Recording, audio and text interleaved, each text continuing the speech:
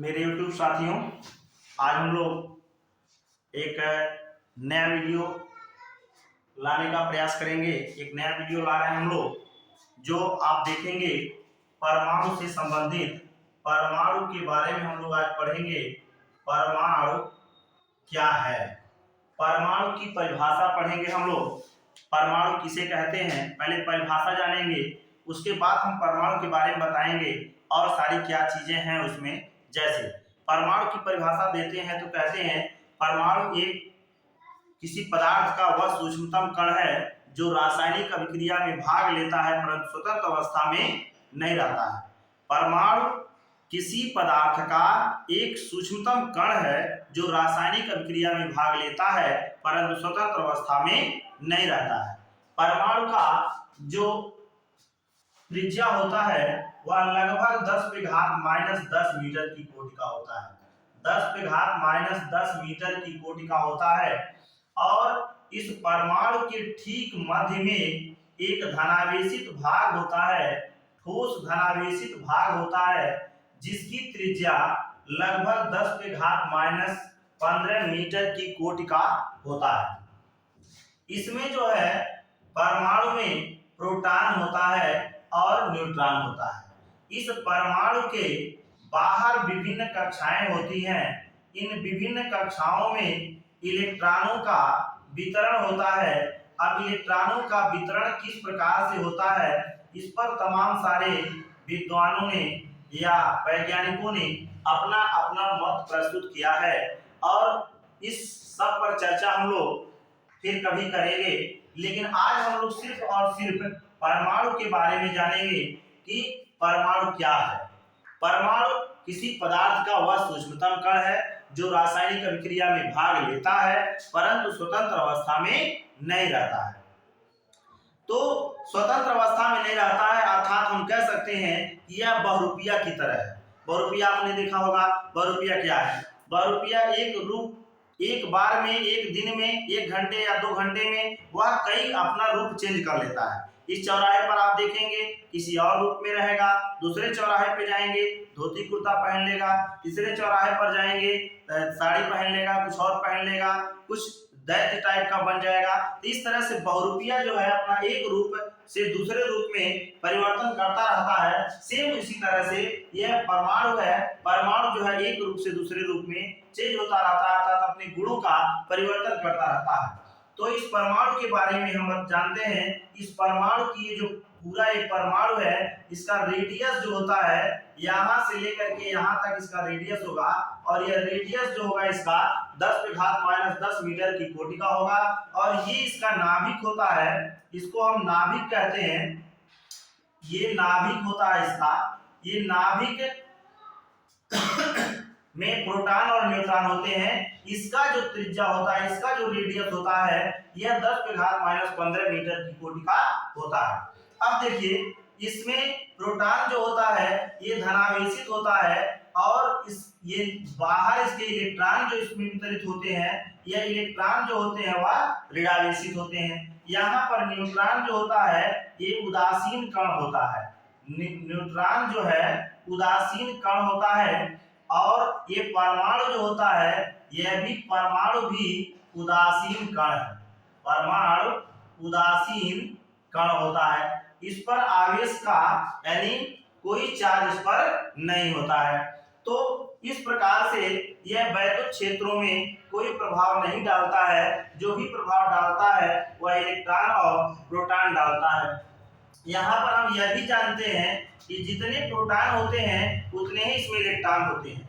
प्रोटॉनों की संख्या और इलेक्ट्रॉनों की संख्या जो है वह बराबर होता है। यानी प्रोटॉनों की संख्या यहाँ लिखते हैं, प्रोटॉनों की संख्या बराबर इलेक्ट्रॉनों की संख्या, इलेक्ट्रॉनों की संख्या और बराबर परमाणु क्रमांक, परमाणु क्रमांक होता है।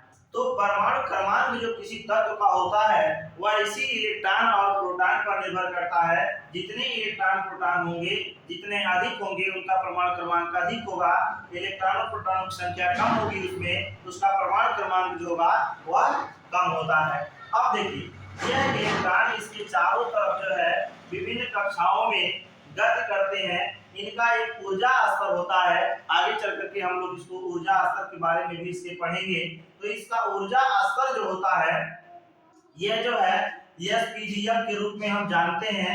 एसपीडीएफ इन्हीं का एक ऊर्जा स्तर बना होता है जिसमें इलेक्ट्रॉनों का वितरण होता है। कितने इलेक्ट्रॉन किस उपकोष में होते हैं, इनको उपकोष भी कहते हैं, इनको कोष या कक्षाएं भी कहते हैं। इसको क्रमशः के एल एम के नाम से जानते हैं और इसको कक्षाएं भी कहते हैं 1, 2 और 3। यानी पहले वाले इस नाभिक के करीब वाली जो कक्षा होती है, पहली कक्षा होती है ए कोष कहते हैं उसको। उसके बाद वाली जो कक्षा होती है दूसरी कक्षा होती है एल कोष कहते हैं। इसके बाद वाली जो होती है वह तीसरी कक्षा होती है, इसको एम कोष कहते हैं।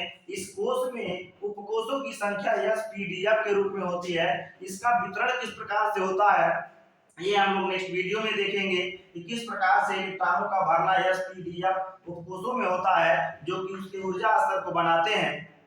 अब देखिए यह परमाणु जो होता है ये जो है विद्युत का चालन परमाणु के कारण यानी इलेक्ट्रॉनों के कारण चालक कैसे बनता है कोई पदार्थ और अचालक कैसे बनता है, इस चीज पर हम लोग थोड़ा सा चर्चा करेंगे।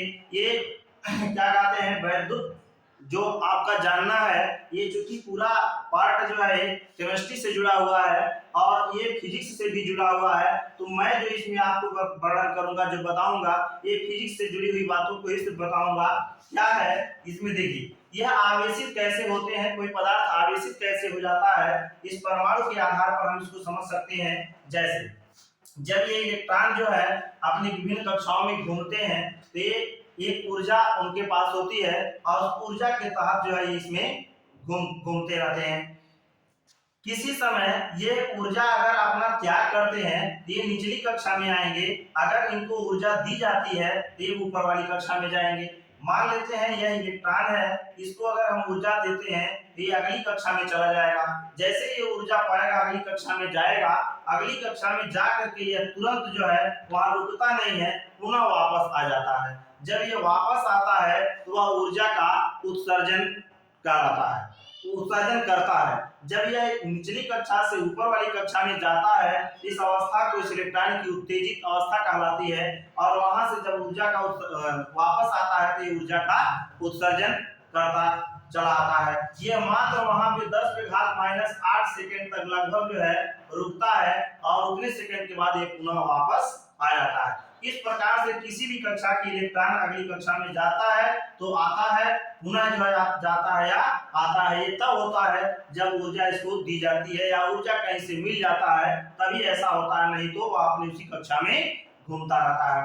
मान लेते हैं ये बाहर वाली जो कक्षा है, इस बाहर वाली कक्षा को कहीं से इलेक्ट्रॉन मतलब ऊर्जा इसको मिल गया, ऊर्जा जैसे ही ये पा जाएगा तो अपनी कक्षा को छोड़ करके बाहर चला जाएगा। इस ये कोई पदार्थ मान लेते हैं, इस पदार्थ में ऐसे बहुत सारे परमाणु हैं, परमाणुओं से मिलकर एक पदार्थ बना हुआ है। तो ये इलेक्ट्रॉन जब इस परमाणु से बाहर निकलेगा तो इसके रिक्त स्थान में ऐसे मूव करेगा, घूमेगा, गति करेगा, wandering here and there without any aim. ये इस प्रकार से गति करेगा इसमें जैसे इसका कोई उद्देश्य नहीं है, वह बिना उद्देश्य का उसमें घूमता रहेगा। तो यह घूमते हुए इलेक्ट्रॉन को जो इससे निकल गया बाहर हो गया, इसी इलेक्ट्रॉन को हम फ्री इलेक्ट्रॉन कहते हैं। क्या कहते हैं इसको? Free electron. हिंदी में इसको कहते हैं मुक्त इलेक्ट्रॉन कहते हैं। क्या कहते हैं इसको? मुक्त इलेक्ट्रॉन कहते हैं। अब जब यह मुक्त इलेक्ट्रॉन किसी पदार्थ में आ जाता है और ये जैसे इसमें कोई आवेशित कण प्रवेश करता है ये सभी इलेक्ट्रॉन जो है आगे निकल जाते हैं अर्थात गति कर जाते हैं। तो गति करने जैसे ही गति करने लगते हैं तो इसमें वैद्युत धारा बहने लगती है। इसीलिए यहाँ से कहा जाता है कि इलेक्ट्रॉनों के प्रवाह की दर को ही वैद्युत धारा कहते हैं या आवेशों के प्रवाह की दर को ही वैद्युत धारा कहते हैं। तो वैद्युत धारा क्या है या वैद्युत धारा को किस प्रकार से जाना जा सकता है इसके बारे में हम लोग आज चर्चा कर लिए। फिर नेक्स्ट टर्म में हम लोग इससे कुछ संबंधित और जो जुड़ी बातें हैं जो छूट रहा होगा हम नेक्स्ट टर्म में फिर उसको हम जो है आपके सामने लाएंगे। इस प्रकार से आज इतना ही। आप हमारे चैनल को सब्सक्राइब करें, लाइक करें, शेयर करें और अधिक से अधिक जो है इसको मतलब हमारे मनोबल को बढ़ाने के लिए वीडियो को लाइक करें, ताकि हमारा मनोबल बढ़े और आपके लिए अधिक से अधिक वीडियो हम इस प्रकार से लाते रहें और आपको फिर इसका लाभ मिलता रहे। शेष नेक्स्ट टाइम में धन्यवाद।